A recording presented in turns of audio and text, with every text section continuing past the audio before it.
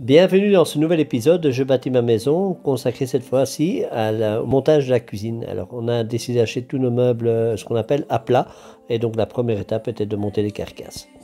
Une fois que celles-ci étaient assemblées, à ce moment-là, on les met tout simplement les unes contre les autres, et on les rassemble avec des serre-joints, et tout simplement, il y a des petites vis pour relier deux éléments ensemble. Donc on a pris aussi l'option de prendre des carcasses un peu plus légères parce qu'il y avait une question de budget aussi.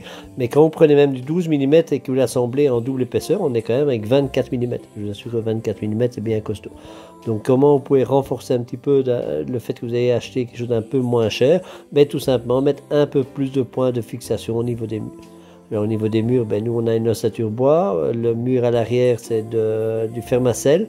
Donc c'est un élément très solide, mais malgré tout on a prévu en tout cas au niveau de l'horizontalité sur le point haut, un renforcement tout le long du bâtiment au niveau de la cuisine, tout simplement pour pouvoir arrimer nos meubles au-dessus.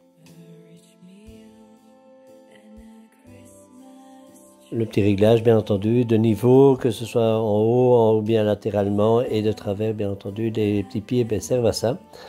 Au niveau de l'arrimage, je vous disais tout à l'heure, de bien avoir prévu un point d'ancrage, sinon d'avoir différents types de chevilles de bonne qualité, tout simplement pour être sûr, puisque vous mettrez pas mal de poids dedans. Donc ce serait un peu dommage que toute votre vaisselle se casse aussi vite qu'elle ne soit à peine installée.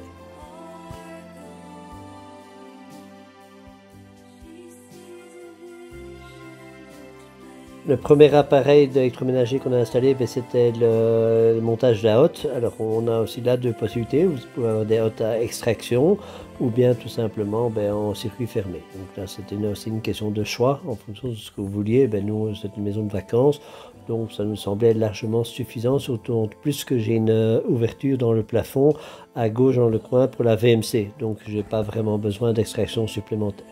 Donc ça c'est au niveau d'un choix personnel. Au niveau de l'électroménager encastré, donc on a pris l'option de prendre un micro-ondes et un four encastré.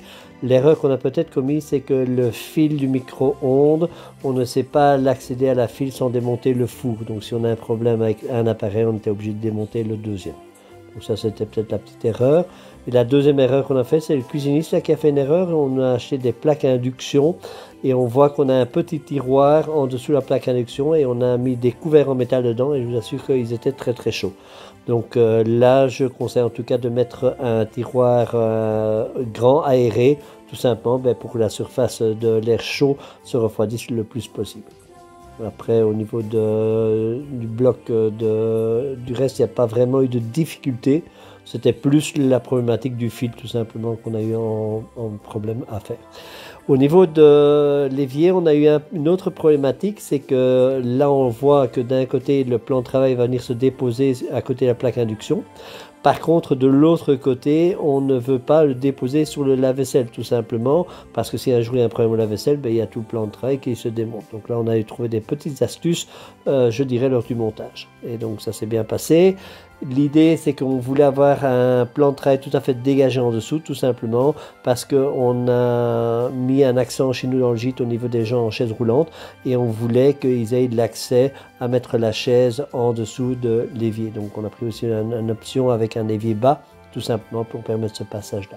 Alors au départ, on voulait faire avec un plan de travail qui était mobile, qui pouvait monter et descendre, tout simplement avec un mécanique de bureau assis debout. On a abandonné l'idée tout simplement parce qu'on ne gagnait que 7 cm, donc ça ne servait pas à grand chose de faire toutes ces chipoteries. Au niveau du frigo, là on voit aussi qu'il y a une petite astuce, parfois la planche qu'on doit mettre n'est pas exactement à la bonne hauteur par rapport aux portes, donc on n'avait pas le choix. Et donc là on a chipoté avec une petite cornière en bois, tout simplement pour venir compenser les 4 cm. Donc je crois que quand on fait des cuisines, il faut accepter qu'il y a parfois des petites choses à faire soi-même. Et si on parle de grandes difficultés ou d'obstacles insurmontables, on voit ici que le plan de travail tient tout seul. Donc c'était la fameuse astuce pour faire tenir notre plan de travail tout seul. Et l'autre astuce, c'était bien calibré au niveau du frigo. Voilà. Donc, par contre, l'avantage de ça, c'est qu'on n'a pas acheté tout chez le même cuisiniste. Donc on a acheté d'une part les meubles dans un endroit et tout le reste ailleurs. Tout simplement, de cette manière-là, on nous a gagné plus ou moins 40% sur l'électroménager. Et au niveau des meubles, il faut savoir qu'il y a souvent des vendeurs qui font des actions promotionnelles. Donc on a acheté bien plus tôt que prévu l'ensemble des meubles. Ici, je suis en train de mettre un peu du scotch de partout, tout simplement parce que le plan de travail, on a décidé de le finir avec du béton ciré. Donc là, ça se met avec une pâte relativement facilement. La première couche, c'est une couche de fond, donc on y va tout doucement. Il ne sert à rien de mettre de la surépaisseur. Donc ça se met tout simplement avec une truelle, vous venez un peu étendre des petits paquets un peu partout. Et avec une petite spatule, vous venez tout simplement l'étendre. Mais vraiment, la première couche est millimétrique, c'est juste pour couvrir. Alors une fois qu'elle aura séché, moi je vous conseillerais d'attendre un jour. Et le lendemain, vous ferez la même chose, mais avec la deuxième couche. Et là, c'est une passe finale.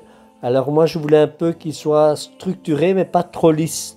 Donc si je travaille avec la taloche métallique, le problème c'est que j'avais quelque chose qui aurait été un peu trop lisse. Et donc là on a trouvé une astuce, c'est qu'on a une spatule en plastique mais très molle. Ça ressemble très fort à un lèche-plat. Et de cette manière-là, on avait de quoi le lisser, mais tout en structurant un tout petit peu. Et ce qui donne vraiment un très très chouette look. Et c'est en tout cas l'objet ou la finition qu'on désirait avoir.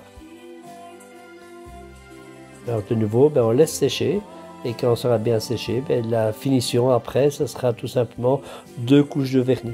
Alors il y a certains qui parlent de mettre une 3e couche de vernis. Tout simplement, effectivement, vous avez des espaces chauds. Près des éviers, on sait très bien qu'on égoutte ou quoi que ce soit des plats sur le côté. Et parfois, effectivement, avec le béton lissé, ça fait des petites traces ou des petites auréoles. Si vous mettez 3 couches, au moins, vous êtes tout à fait couvert de ce genre de petites problématiques. Ici, moi, je suis dans un gîte.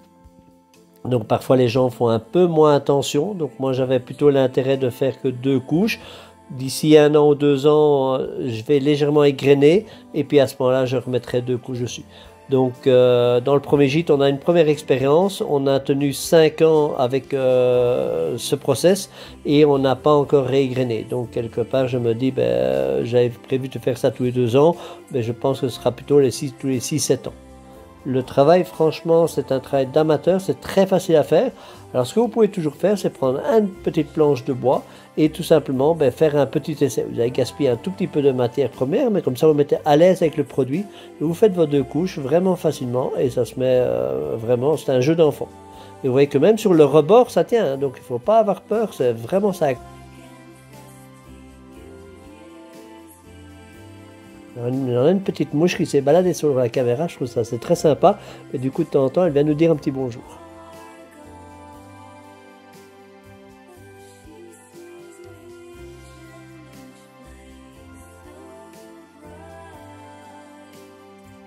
Alors pour le vernis, c'est un vernis à 2 composants, donc il faut d'abord faire le petit mélange.